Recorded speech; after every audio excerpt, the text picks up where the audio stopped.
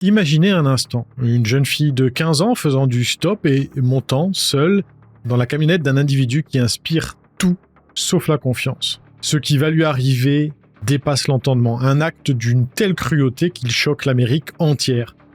Mais ce n'est que le début de l'histoire. Parce que le monstre derrière ce crime ne compte pas s'arrêter là et quelques années plus tard, l'impensable se produit à nouveau. Dans cet épisode de HVI, plongeons ensemble dans l'effroyable affaire Larry Singleton, également surnommé le Mad Chopper. Générique.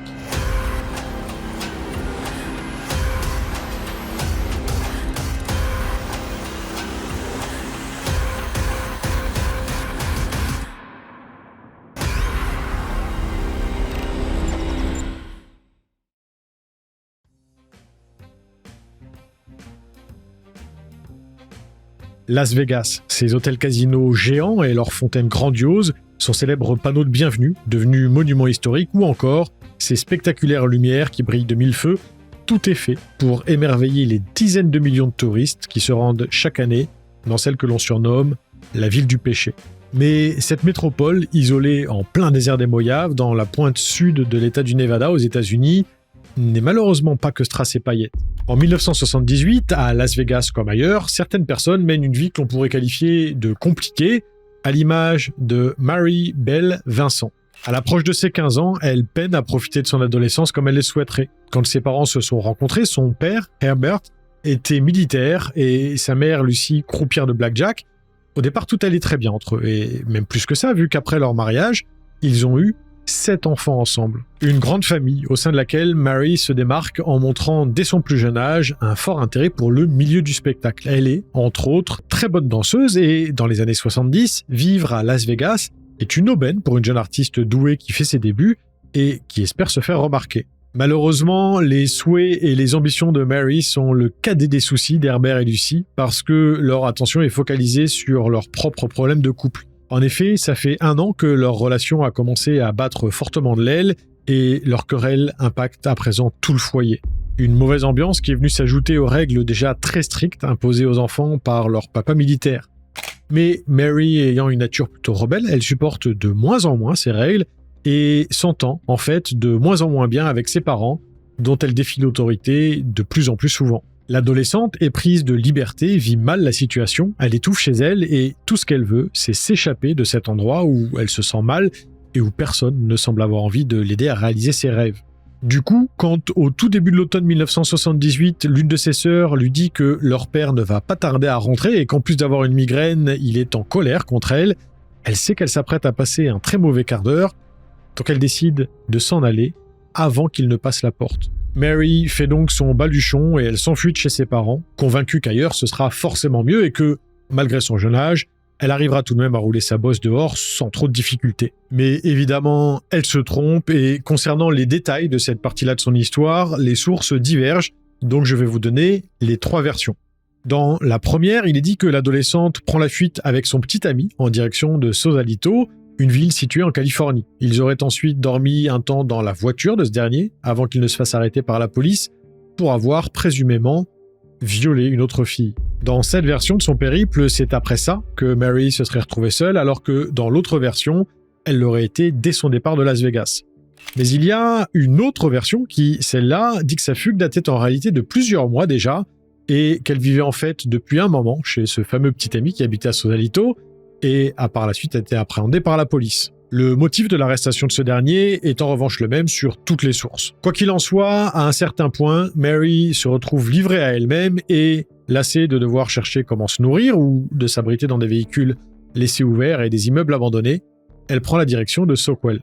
L'un de ses oncles vit là-bas et l'adolescente s'arrête un petit temps chez lui avant de partir pour Los Angeles, où réside un autre membre de sa famille, son grand-père. Du coup, le 29 septembre 1978, dans l'après-midi, l'adolescente dit au revoir à son oncle et prend la route vers Berkeley, une grande ville où il sera a priori plus facile de trouver quelqu'un qui pourra la conduire à Los Angeles. Pour faire ce trajet, long d'environ 600 km, Mary ne voit pas de meilleur moyen que le stop, parce qu'à cette époque-là, beaucoup de gens en font, jeunes comme moins jeunes. De plus, elle en a déjà fait à de multiples reprises depuis son départ de Las Vegas et ça s'est toujours très bien passé, donc elle ne pense pas une seule seconde au fait que monter dans la voiture d'un parfait inconnu, ça pourrait être dangereux. Et si aujourd'hui, avec un peu plus de recul, on est conscient du fait que cette pratique peut être risquée, avant, faire du stop, c'était extrêmement courant, aux États-Unis comme en France d'ailleurs. Sur la route, Mary fait la connaissance de 2 autres autostoppeurs qui se dirigent eux aussi vers le sud.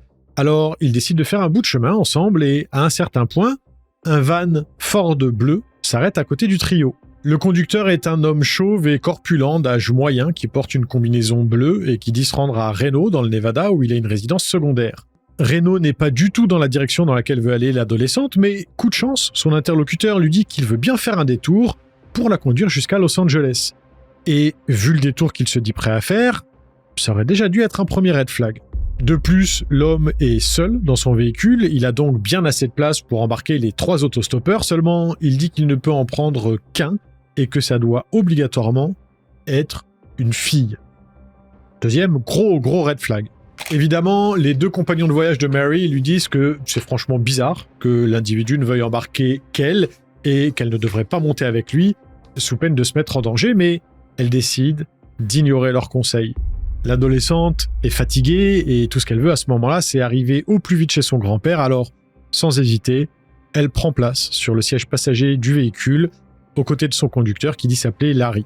Et, sans surprise, c'est une décision qu'elle va regretter très amèrement. Avant de partir vers le sud, l'homme dit à Mary qu'il doit passer brièvement chez lui à San Pablo pour récupérer 2-3 choses, et une fois le crochet effectué, ils prennent la route et s'engagent sur l'Interstate 5 qui doit les emmener à Los Angeles en ligne droite.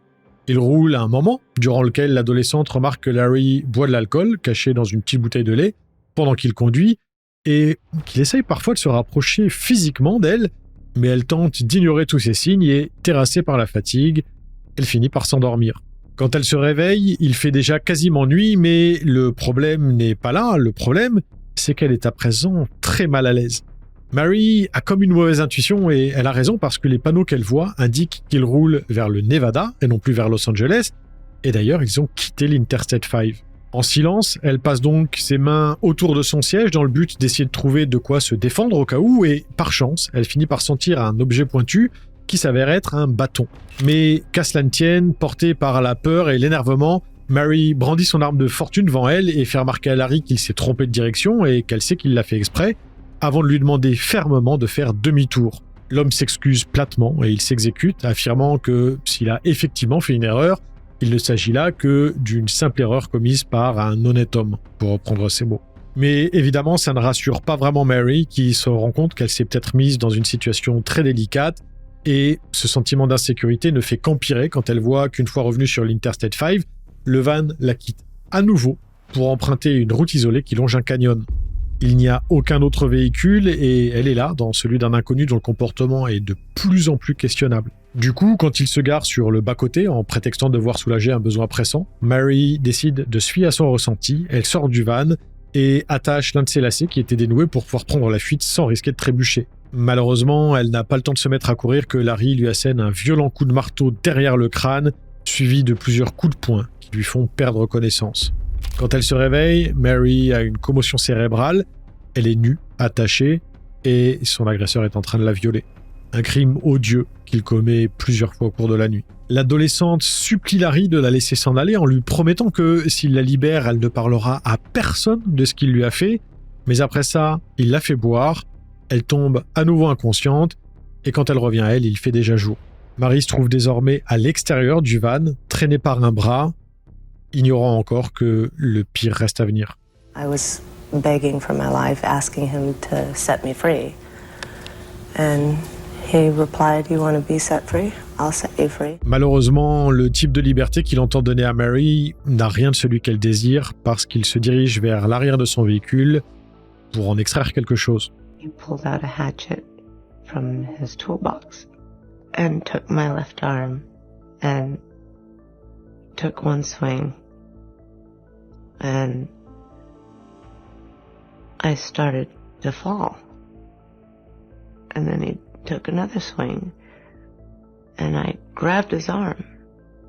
Grabbed it real tight.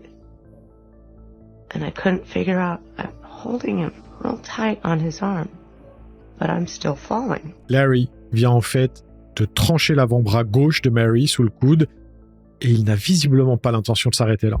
He then took my right arm And I started kicking and screaming, hoping someone would hear me. And I'm just kicking nonstop. And he started to chop my right arm off. But because I'm still kicking and screaming, it took longer, so he had to keep chopping away at my arm. I could see him at a distance, and he was flicking his arm. And I couldn't figure out why until I looked at the end of his arm. My hand was still clutched onto him. Pensant qu'elle est soit morte, soit sur le point de l'être, il la traîne au bord d'une falaise, située près de l'Interstate 5, vers Del Puerto Canyon, et pour que personne ne découvre ce qu'il pense être un corps, l'homme jette Mary dans le ravin, profond d'environ 9 mètres. Une chute qui lui casse 4 côtes. Après ça, il descend à son tour pour la cacher à l'intérieur du ponceau de drainage en ciment, qui se trouve juste à côté, puis il remonte jusqu'à la route et s'en va, en se disant très probablement que, même si quelqu'un trouve les restes de l'adolescente, il ne sera de toute façon pas possible de l'identifier parce qu'elle n'a plus de main. Et dans les faits, étant donné qu'en 1978, la police a besoin d'empreintes digitales pour pouvoir procéder à l'identification des victimes comme des criminels, Larry n'a pas tort. Pour lui, il était quasiment impossible que Mary sorte vivante de l'enfer qu'il venait de lui faire subir, mais même si les chances qu'elle y parvienne étaient effectivement extrêmement minces, l'homme a sous-estimé l'adolescente. Parce que Mary Vincent survit. Elle ouvre les yeux en état de choc et ressent immédiatement une douleur incommensurable. Elle a perdu beaucoup de sang, a toujours une commotion cérébrale et elle est seule au milieu de nulle part, alors elle est tentée de simplement s'endormir, en d'autres termes, de se laisser partir. Mais Mary lutte contre elle-même, elle pense à la potentielle prochaine victime de Larry et parle à Dieu pour rester réveillée. Cela dit, malgré son jeune âge, elle est consciente du fait que si elle n'agit pas très rapidement, elle va mourir. Par chance, l'adolescente est à moitié philippine. Elle a même vécu dans son pays d'origine quand elle était enfant, et elle a appris là-bas quelque chose qui va lui servir, ou plutôt, qui va lui sauver la vie. Mary se rappelle que quand il n'est pas possible de cautériser une grave plaie, faute de mieux, on peut enfoncer le membre blessé dans la terre jusqu'à ce que le sang coagule, et c'est ce qu'elle fait avec ses moignons.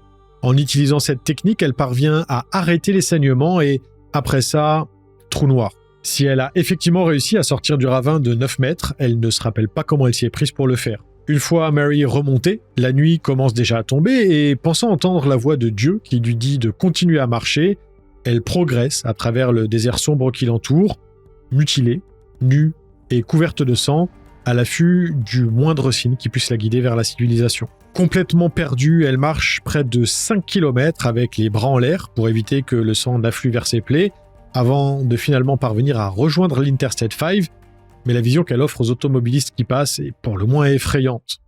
Mary remembers a Corvette convertible coming toward her. And I screamed to stop, to help me. And I was thinking, gosh, I must look a mess. They're gonna get scared, and they did get scared, and they drove off. I told myself maybe if I'm nicer and I ask police to help, maybe the next people will help me. Heureusement, le couple qui est dans la seconde voiture qui arrive ne réagit pas de la même façon que les occupants de la première. Et le plus fou là-dedans, c'est qu'il s'avère qu'ils passaient là totalement par hasard parce qu'il s'agissait de jeunes mariés en lune de miel qui s'étaient tout simplement trompés de chemin. Auprès d'eux, Mary trouve enfin l'aide dont elle avait cruellement besoin, mais alors qu'ils sont en route vers l'hôpital, elle insiste pour parler d'abord à un policier. Malgré le choc qu'elle vient de subir et le fait qu'elle ait littéralement les 2 avant-bras coupés, ce n'est qu'après avoir raconté à un officier de police ce qu'elle vient de vivre que l'adolescente accepte d'être prise en charge et la gravité de son état fait que les médecins doivent lutter plusieurs heures au bloc pour pouvoir la tirer définitivement d'affaire. Mary est sauvée, mais elle devra à présent porter des prothèses et vivre avec les conséquences du grave syndrome de stress post-traumatique provoqué par sa brutale agression. Quand elle ouvre les yeux à l'hôpital, elle a donc 2 objectifs. Faire en sorte que Ludi Larry ne fasse plus jamais de victime et obtenir justice pour le lourd préjudice qu'elle a subi. Malheureusement, tout ne va pas se passer comme prévu.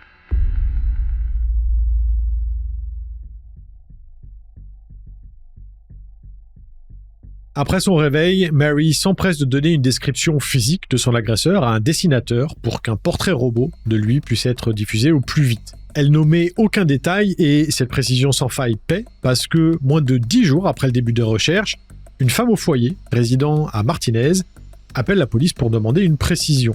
Joanne Eversole dit que l'un de ses amis, qu'elle connaît depuis 13 ans et qui a justement une résidence secondaire à Reno, dans le Nevada, ressemble fortement à l'homme du portrait robot. Elle leur décrit un individu âgé de 51 ans qui s'appelle Lawrence Bernard Singleton et que l'on surnomme Larry. Joanne affirme que l'homme a lui aussi un temps vécu à Martinez avec sa femme, à présent décédée. Le couple était ses voisins et son ami avait déjà tendance à consommer beaucoup d'alcool à l'époque, ce qui le faisait changer radicalement de personnalité.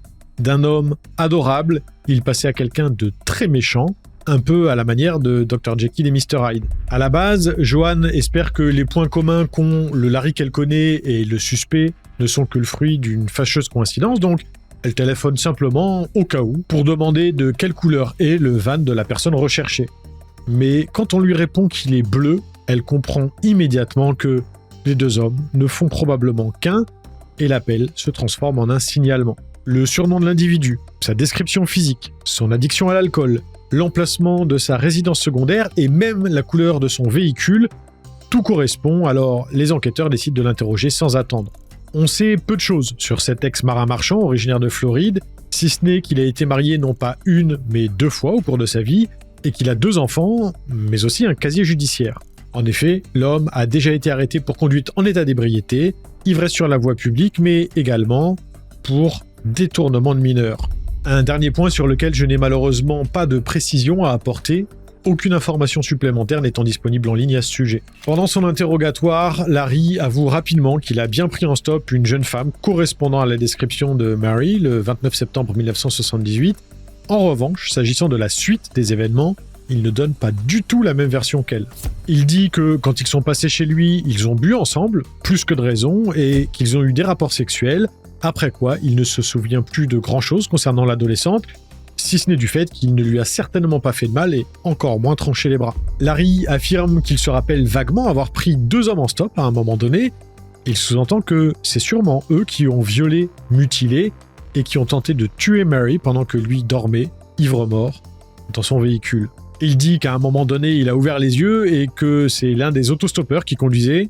L'adolescente, en revanche, n'était déjà plus dans le van. Le problème, c'est que quand on lui demande à quel endroit ces fameux autostoppeurs y sont montés, il est incapable de donner la moindre précision. Et ça n'a rien de bien étonnant parce que la police ne trouve aucune preuve que l'après-midi des faits, il a embarqué quelqu'un d'autre que celle qu'il pense être la victime, à savoir Mary.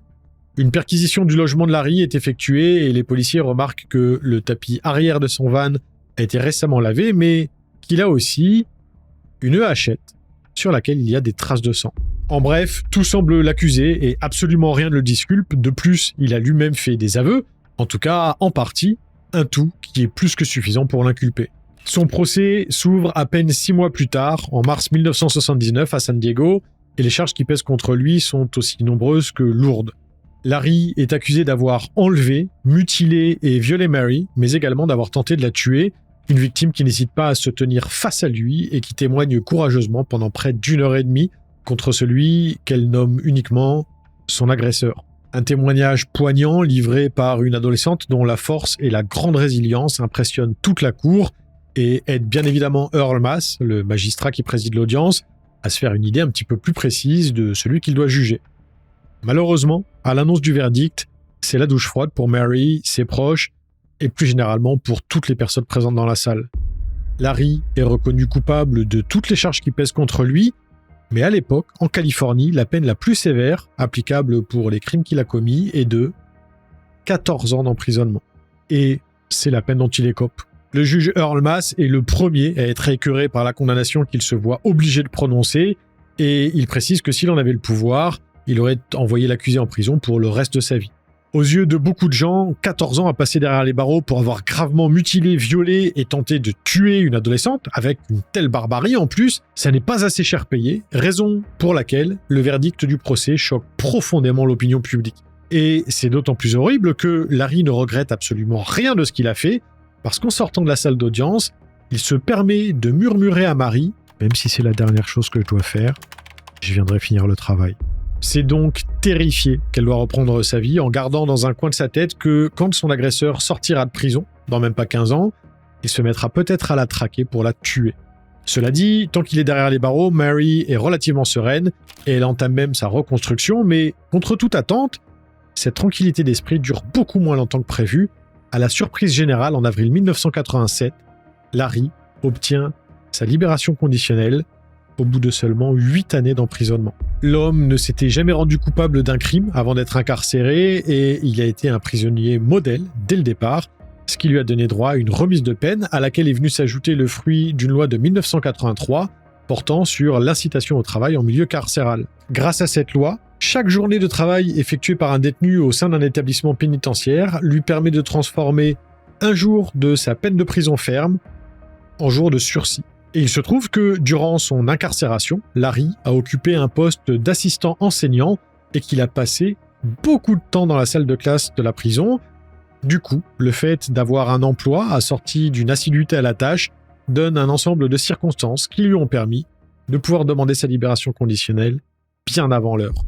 Cela dit, même s'il n'a effectué qu'un petit peu plus de la moitié de sa peine initiale, Larry a tout de même passé plusieurs années en prison, ce qui aurait pu le pousser à finalement assumer ses actes. Eh bien, il n'en est rien. Mais le fait que Larry ne veuille pas admettre sa culpabilité ne veut pas dire pour autant que son séjour derrière les barreaux ne l'a pas fait réfléchir dessus. En effet, quand il retrouve la liberté, il a quasiment la soixantaine et son avocat est intimement convaincu qu'il ne s'en prendra jamais plus à personne. Le truc, c'est que quand il obtient sa libération conditionnelle, le criminel n'a pas bonne presse en Californie. Ce qu'il a fait subir à Mary est resté profondément ancré dans les mémoires et, 8 ans plus tard, le reste du monde se fiche pas mal de son état d'esprit actuel. Quand les autorités cherchent un endroit où installer Larry après l'avoir relâché, de nombreuses villes de l'État refusent leur demande et les habitants du peu qui acceptent organisent de violentes manifestations pour qu'il déménage. Résultat des courses, pour sa propre sécurité, l'homme se voit contraint de vivre dans une caravane sur un terrain appartenant à la prison de San Quentin. En gros, tout le monde le déteste et personne ne s'en cache, mais il poursuit ses efforts et reste sur le droit chemin pendant toute la durée de sa conditionnelle, à savoir 1 an. Pendant cette année, Larry n'est autorisé à quitter le terrain que 2 ou 3 fois par semaine pour faire ses courses et de petites excursions. Il en profite également pour rejoindre les alcooliques anonymes. Il se tient à carreau, n'ennuie personne et ne cherche pas non plus à entrer en contact avec Mary de quelque façon que ce soit. On peut donc se dire qu'il a peut-être effectivement décidé de se racheter et de devenir un homme meilleur. Mais comme on dit, chasser le naturel, il revient au galop. Larry Singleton n'a en réalité pas changé du tout et il s'apprête même à récidiver en faisant encore pire.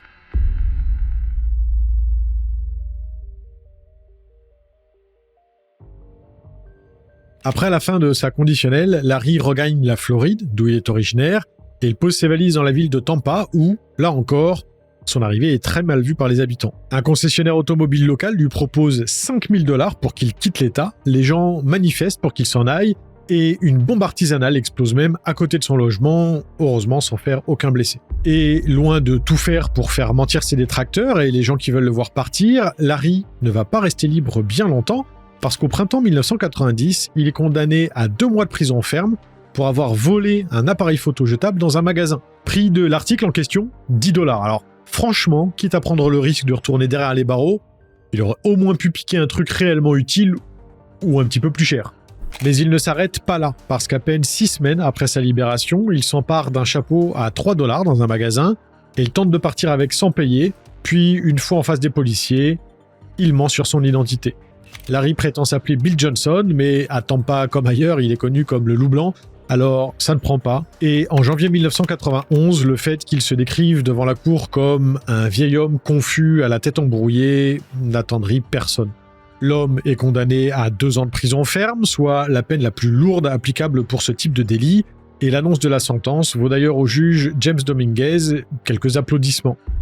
Cela dit, quand on sait de quoi Larry est capable, on peut estimer que des vols à l'étalage, c'est des actes plutôt dérisoires et, contre toute attente, il est assez apprécié dans le quartier de Sulphur Springs, où il s'est installé depuis 1996. Juste après son emménagement, les gens du coin étaient évidemment très mal à l'aise, voire effrayés à l'idée qu'ils vivent à côté de chez eux, mais le temps aidant, l'opinion de la plupart d'entre eux a évolué. Certains finissent même par croire qu'il a peut-être bel et bien été piégé en 1978, à l'image de Thomas Bennett, qui habite l'une des maisons voisines de celle de Larry. L'ex-détenu lui parle tous les jours et il s'est toujours montré aussi sympathique que serviable à son égard, voire même généreux, vu qu'il a installé un système de drainage chez lui et le tout gratuitement. Larry a également prêté un cric très coûteux à un ami de Thomas et a fait cadeau à quelqu'un d'autre d'une électrovanne d'admission d'eau, une pièce elle aussi assez chère. De plus, début 97, la maison en bois que l'homme de 69 ans occupe fait la fierté du quartier parce qu'à force de rénovation, il en a fait un véritable petit bijou. En bref, c'est un voisin modèle qui invite de temps en temps les gens du quartier à manger et il a gagné le droit de partager leur table pour Noël et pour Thanksgiving. Cela dit, Larry reçoit aussi parfois des personnes qui fournissent des services assez spéciaux, ou plutôt une personne, parce qu'il s'avère qu'une certaine Roxanne Leah Hayes passe le voir de temps en temps. Et cette femme de 31 ans n'est pas qu'une simple amie parce que quand ils se voient, ils jouent pas au domino si vous voyez ce que je veux dire. Roxanne est pourtant mariée à un certain Clifford Tyson, elle est mère de 3 enfants et elle n'a pas eu un début de vie très facile, loin s'en faut. C'est très tôt, à l'âge de 2 ans, qu'elle a commencé à subir des abus de la part de son grand-père et c'est à côté d'elle, dans la chambre où il était venu pour l'agresser sexuellement à nouveau, qu'il est mort. Roxanne avait alors 6 ou 7 ans et son calvaire n'a pas pris fin parce que c'est ensuite son propre père, un alcoolique violent, qui a pris le relais en la battant régulièrement jusqu'à ses 14 ans. Il n'a arrêté que parce que Roxanne a fui la maison familiale à la mort de sa mère, après quoi, sans surprise, elle a rapidement arrêté l'école, a rencontré des hommes qui l'ont malmenée, puis elle a fini par tomber dans la drogue. La jeune femme sans le sou a eu Akiena, sa fille aînée, à seulement 20 ans, et c'est probablement ce qui l'a poussée à mettre un pied dans la délinquance et dans la prostitution, dont elle n'est ensuite jamais sortie.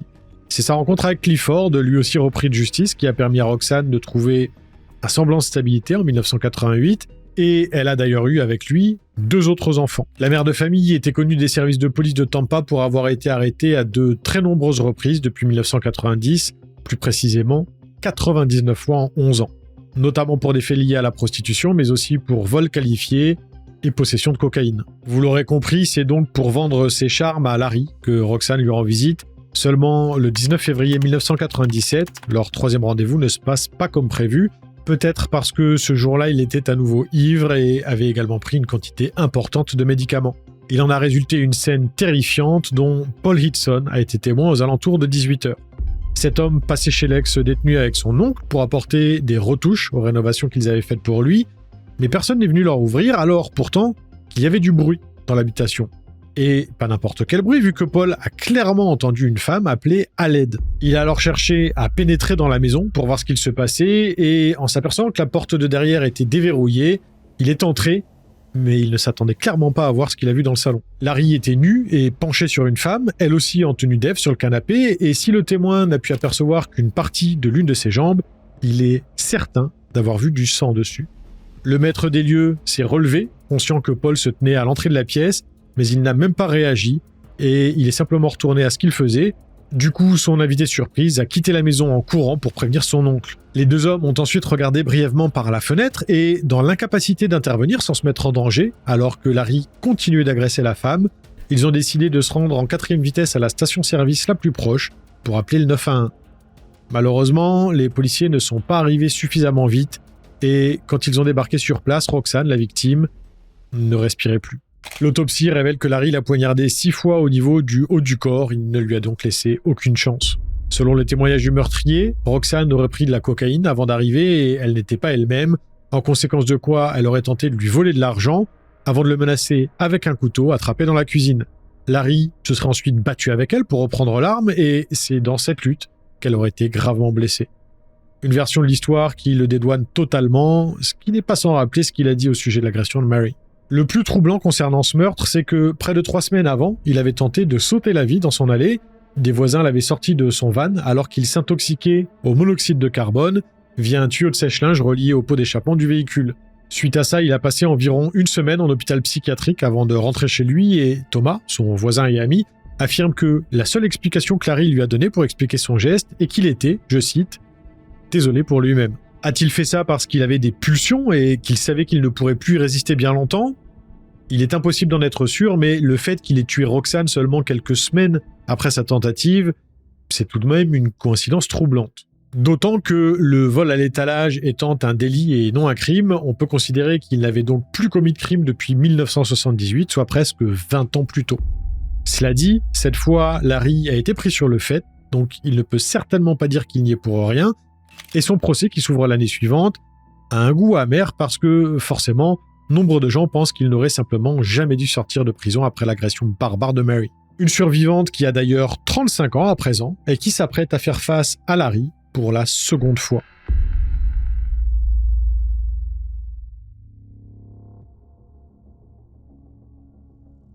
Il se trouve que, depuis son agression, Mary a fait du chemin, même si son retour à une existence normale a été des plus compliqués parce que, quand elle est revenue chez ses parents, après un long mois d'hospitalisation, rien n'avait changé chez eux, ou en tout cas pas en bien. Elle a retrouvé l'ambiance du foyer familial, qui était toujours aussi peu agréable, à ceci près qu'elle souffrait à présent d'un handicap et d'un traumatisme que ses parents ne pouvaient pas l'aider à gérer parce qu'eux-mêmes ne parvenaient pas à se faire à ce qu'il s'était passé. Ils se sont finalement plus concentrés sur leurs propres sentiments vis-à-vis de l'agression de Mary que sur les siens, ce qui a entraîné encore plus de conflits entre eux. Mais ça n'était pas tout parce que l'adolescente a également dû reprendre le chemin de l'école, ce qui, là encore, n'a pas été chose facile, vu qu'elle a été obligée de rejoindre un établissement pour personnes handicapées dans lequel elle ne connaissait personne. Et si, avant les faits, elle avait effectivement des amis, beaucoup l'ont tout simplement laissé tomber après, mal à l'aise à l'idée de devoir un jour lui parler de ce qu'elle avait subi ou juste d'être associée à elle. Ils ont presque tous coupé les ponts. Contrainte d'apprendre à vivre avec des prothèses et laissée seule sans aucun soutien psychologique durable, Mary a développé une forte anxiété, une dépression et même des troubles du comportement alimentaire. Elle qui aimait tant danser s'est vue privée de la possibilité de le faire à cause des opérations de chirurgie reconstructive qu'elle a dû subir. En gros, elle s'est retrouvée à la fois diminuée et privée de beaucoup de choses qu'elle faisait avant. Mais, encore une fois, Mary s'est accrochée. Elle est parvenue à obtenir son diplôme de fin d'études secondaires, après quoi elle s'est mise en couple, et c'est en 1985, à l'âge de 22 ans, qu'elle a eu un premier fils qu'elle a nommé Luke. Un enfant issu d'une relation qui n'a malheureusement pas duré, à cause de l'incapacité de son petit ami à pouvoir gérer ses traumatismes. Malgré tout ça, Mary n'a pas oublié sa passion pour l'art et, adulte, elle s'est inscrite à l'université du Nevada, où elle a impressionné par sa capacité à pouvoir si bien dessiner avec des prothèses. Des prothèses qu'elle a d'ailleurs appris à bidouiller par elle-même très tôt pour les adapter à ses propres besoins et qu'elle ne pouvait parfois pas faire réparer, faute de moyens financiers suffisants. Parce qu'en effet, Mary, qui luttait toujours contre ses démons, avait du mal à trouver comme à garder du travail et il lui était impossible de vivre correctement de son art, une instabilité qui l'a indéniablement conduite à l'endettement et même à perdre son logement. Une situation qui, au passage, n'aurait jamais dû se produire, parce qu'il se trouve qu'elle a gagné un procès intenté au civil contre Larry, qui avait été condamné à lui verser 2,6 millions de dollars en dédommagement. Mais l'homme étant insolvable, elle n'en a jamais vu la couleur. Cela dit, dans l'existence de Mary, il y a aussi eu pas mal de positifs, parce que 3 ans après la naissance de Luke, elle met au monde son second fils, qu'elle prénomme Alan. Une belle évolution pour cette survivante qui n'a malheureusement pas eu beaucoup de chance dans sa vie personnelle, vu qu'avant de rencontrer Tony McGriff, celui qui est toujours son époux à l'heure actuelle, elle a dû endurer 2 divorces. Mais Mary a finalement trouvé chaussure à son pied et ce qui l'a aidé à gagner en stabilité pour y parvenir, c'est sûrement le fait qu'elle soit devenue conférencière motivatrice, mais aussi une fervente défenseuse des droits des victimes. Elle explique que c'est en aidant les autres à guérir leurs blessures qu'elle a réussi à s'aider elle-même. Via l'expression de son art, elle représente souvent des femmes d'action confiantes et elle vend des portraits qu'elle dessine sur commande. Mary a même fortement aidé à faire passer une loi née de l'indignation générale provoquée par la libération de Larry en 1987. En Californie, le projet de loi Singleton empêche désormais la libération anticipée des criminels ayant torturé leurs victimes et la peine encourue a été revue à la hausse vu qu'elle est à présent de 25 ans à perpétuité. Pour en revenir au procès pour meurtre de Larry, quand en 1998 on demande à Mary si elle peut faire le déplacement depuis l'État de Washington où elle vit maintenant pour partager à nouveau son histoire, elle accepte immédiatement. Elle parle pendant 10 minutes de l'enfer qu'elle a subi 20 ans plus tôt devant un agresseur qui ne montre aucune émotion. J'ai été violée et on m'a coupé les mains. Il a utilisé une hache. Il m'a laissé pour morte. Mais cette fois, le verdict prononcé est tout autre, parce que pour le meurtre de Roxane, Larry est condamné à la peine capitale, et à la surprise générale, cette fois, il assume son acte. Il reconnaît avoir poignardé la mère de famille et il s'en excuse. En revanche, pas un mot sur l'agression de Mary, qui est pourtant présente dans la salle d'audience jusqu'au bout. À ce sujet, il reste dans le déni. Et il y restera jusqu'à sa mort en prison 3 ans plus tard, en 2001, des suites d'un cancer à l'âge de 74 ans, alors qu'aucune date n'avait encore été fixée pour son exécution. Une affaire qui soulève encore une fois la question de la possible réhabilitation des criminels violents. Peuvent-ils vraiment changer au point de pouvoir être réinsérés dans la société ? Beaucoup de gens se sont insurgés en disant haut et fort qu'en libérant Larry, la justice a mis le reste de la population en danger parce qu'une récidive de sa part était courue d'avance. Selon ces mêmes personnes, il est en effet inconcevable qu'un homme capable de violer une adolescente de 14 ans et de lui couper les 2 bras avant de l'abandonner à une mort certaine puisse un jour être réhabilité, et ce, quel que soit le nombre d'années écoulées. Le procureur Donald Stahl, qui avait tout fait pour que Larry soit condamné en 1979, avait d'ailleurs l'air du même avis, vu que lorsqu'il a appris que ce dernier avait tué Roxane, il a déclaré « Je ne vais pas dire que c'est Hannibal Lecter, mais une fois qu'un type comme ça a un certain penchant, il le garde pour le reste de sa vie. » Une phrase assez parlante qui me rappelle d'ailleurs une autre affaire, celle de Pierre Baudin, un tueur en série français qui a lui aussi été libéré alors que sa dangerosité était avérée, une libération qui lui a permis de faire bien pire par la suite. À lundi prochain pour un nouvel épisode de HVI, et comme d'habitude, n'oubliez pas, l'homme est un loup pour l'homme et il vaut bien souvent mieux se méfier de ses congénères plutôt que de monstres ou créatures imaginaires. Salut!